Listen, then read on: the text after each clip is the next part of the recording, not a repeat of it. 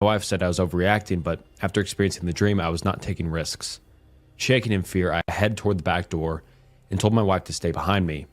I turned on the backyard lights and listened for sound. It was super quiet, since it was late at night, but I still didn't hear anyone in the yard. After a few minutes of waiting by the door, I finally got the courage to prop it open and check to see if anyone was there. Of course, there was nothing unusual.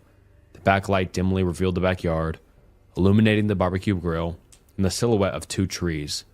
Other than that, I saw nothing else.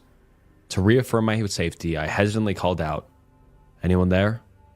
My wife was clutching my hand behind me, but I was confident no one was there. Until someone replied, "I'm here."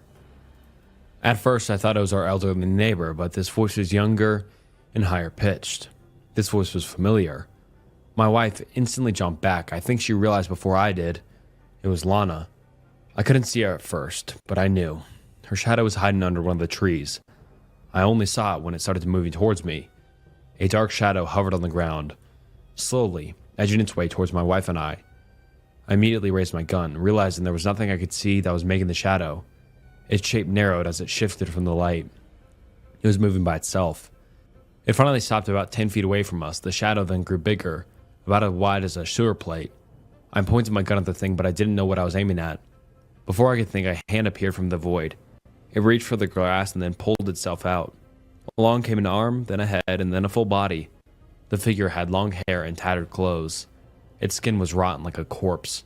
My wife quickly pulled out her phone and called the police. I was now face to face with the thing, with my gun as the only protection I had. After taking a closer look, I recognized her. It was Lana, but her body seemed semi-decomposed like she was a zombie. She just stood there, menacingly. I wanted to shoot, but I couldn't. There was nothing behind those eyes. Her face rose and met mine. Then she lifted her arm towards me, reaching for my face.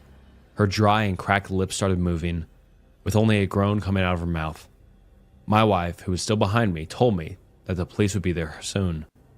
I didn't hear her, hyper-fixated on Lana's next move. Lana was unresponsive, like a statue, and then she started moving.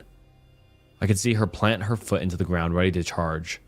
"Don't do it," I warned her, but she ignored me and started rushing. My wife screamed. Seeing the sudden movement of Lana, she was fast, so fast that I almost didn't pull the trigger in time. My shotgun sent Lana flying. Bits of her blood flew through the air as I blood spewed everywhere, like a piñata. The sight was gruesome. I stood there, realizing I had just shot someone. The sirens of the police were now only a few houses away, and I turned to tell my wife to get them. But she must have already gone to tell the police what happened. As I was waiting, I moved closer to the remains of Lana. I wanted to have closure, to make sure it was